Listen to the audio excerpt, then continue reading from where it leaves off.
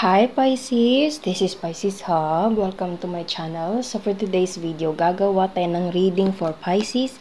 Gamit ang ating tarot card, alamin natin kung ano yung mga posibleng mangyari, mga gabay, mensahe ng ating tarot card for Pisces sa araw na napanood niya ito, okay? This is a timeless reading, Pisces. So kahit anong araw, buwan, taon mo ito napanood, basta tugma, take lang. Pag hindi, wag pong ipilit, okay? So, reminder lang po na ito ay general reading po. So, pwede po mag-resonate, pwede pong hindi. And, welcome po ang lahat ng gender, babae, lalaki, LGBT, ay pwede po sa feminine or masculine na energies. Okay? So, alamin natin kung ano yung mga posibleng mangyari po for Pisces sa araw na napanood niya to. Mga gabay, mensahe, mga posible mangyari for Pisces sa araw na ito.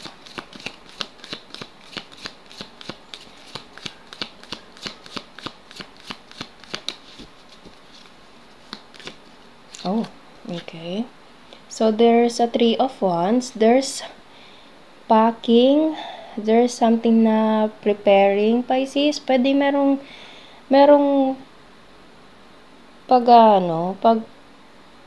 pwedeng traveling, may plano kang mag-travel, or there is someone na parang nag-e-empake na. Okay, na nakikita nyo, may mga damit siya dito, may maleta, tapos dito naman, meron tayo dito parang painting na merong barko, so pwedeng tatawid ng dagat. Okay, so sige pa. And meron din tayo na naririnig ko yung word na counting days. Okay? Kasi, ayan, na napapansin nyo yan, may mga X yung, yung calendar niya. Tapos, merong circle. So, ibig sabihin dito yung, yan yung flight ng travel na ito. So, pwedeng ikaw to, Pisces, or you're dealing with someone na naghahanda na sa pag-travel. Okay? So, ano pa? Kahapon yata, parang meron ding travel, Pisces. Parang travel din yata yung nauna nating video kahapon. Okay. And there's a Four of Cups. Okay. So, there's a message. There's something na parang confirmation ng matatanggap mo regarding with this Three of Wands. Okay. Napapansin nyo, galing dito, napunta dito. And alam mo yun, nagre-relax siya, ganito, ganyan. Tapos, merong dumating na mensahe regarding with this traveling right here. Okay, so as I said kanina, pwedeng confirmation, itinerary, okay, planning, or parang ganun. Okay, or pwedeng there's something na conversation na meron siyang saya na mararamdaman. Okay, so ang ganda siya. Ayan. Oh, wow! Ang cards natin ngayon, Pisces, is all connected, okay? Napapansin nyo, sa cups natin dito, merong nagbibigay papunta dito sa taong to. And nasundan siya ng Knight of Cups, Pisces. Kung ikaw ay always nanonood sa ating channel, ito ay ibig sabihin is messenger, okay? Messenger of a emotion, messenger of something na news na maganda, okay, ikakasaya, basta merong emotion. So, ayan no, etong nakahawak dito sa libro with cup in it, okay, ito siya, si Knight of Cups. So, posibleng ito ay galing kay Three of Wands na taong nag-e-empake, na meron siyang ibibigay na message papunta sa'yo, or ikaw yung magbibigay ng message papunta sa taong to. Okay? And yung conversation na ito is magdadala siya ng emotion, Pisces. It's full of emotions right here. Okay? So, sige pa. Ano pa po? Napapansin nyo, Pisces, yung weather nila is medyo magkaiba. Kasi dito, medyo siya Ito kasi one. So, medyo parang mainit na parang warm yung background niya, Pisces. Tapos, dito naman is para siyang naka-jacket. Ayan. Tapos, parang may pagka-bluish. So, pwedeng malamig. So, medyo magkaiba yung weather. So, pwedeng magkaibang bansa ito, Pisces, Pwede po. Or pwede din na parehong bansa lang din pero magkaibang lugar, obviously. So, sige pa. sa ano, parang always lumalabas sa ating cards is about traveling and King of Swords. So, pwede you're dealing with a person na this person is good in planning, okay?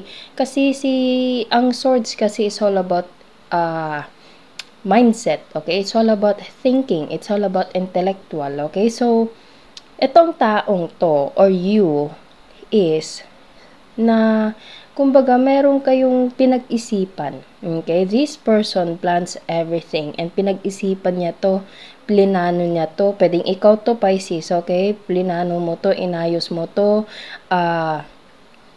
parang plinansya mo, okay? Yung detalye before mo ibigay sa taong dinidil mo, Pisces. Or this person is ganito yung ginawa. Tas pag okay na lahat, sa kanya sasabihin sa'yo. So, pwede pong ganun, okay? So, there's something na confirmation regarding with the situation right here, okay? So, there's a King of Swords, okay? So, pwede you're dealing with air sign, Gemini, Libra, Aquarius, water sign, Pisces, Cancer, Scorpio, and fire sign, Aries, Leo, Sagittarius, okay? So, sa apat na cards natin dito, Pisces, this is a specific reading, okay? So, malaking posible na mayroong connection nito sa traveling, okay? There's something na parang pagpaplano, okay? So, it's either ikaw yung pupunta sa taong to or siya yung pupunta sa'yo. Kahit sino man, yung connection nyo sa isa't isa is malalim, okay? With this Knight of Cups right here, this is full of emotion, naririnig ko yung word na gratitude, okay? Gratitude. So, maganda yung ganon, Pisces, ano? And there's a King of Swords. This person plans everything. Inaayos niya. Pwedeng itong taong to is nagtatabaho ng maayos, nagsusumika para matustusan itong kung ano man tong plano na ito, okay? So, kumbaga, meron siyang ginagawa or meron kang ginagawa, Pisces, para maayos. Kumbaga, itong pagpaplano na ito, Pisces, is maayos. Okay?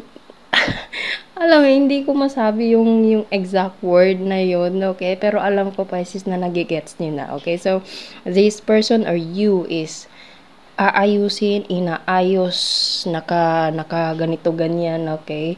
So, maganda siya. Gusto ng taong to, gusto mo, gusto niyong dalawa, na maisakatuparan ko ano man itong pagpaplano. And pwedeng matagal na to, Pisces, okay? Kasi napapansin nyo, as I said kanina, yung calendar niya is parang may mga X na tapos may bilog dito. Ayan, okay? So, medyo matagal-tagal na din tong plano na ito and pwedeng malapit na. Okay, malapit na. So, kuha tayo ng mga initials, random words, kung sino, or ano po yung konektado. There's a letter Z. Kahapon travel, ngayon travel ulit yung reading natin, Pisces. Letter C, W, pwede ding M. Ano pa, saglit.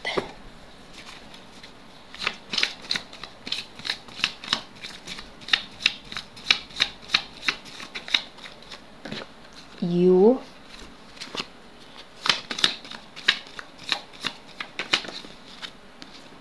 I, wala pa tayong random words. H, okay.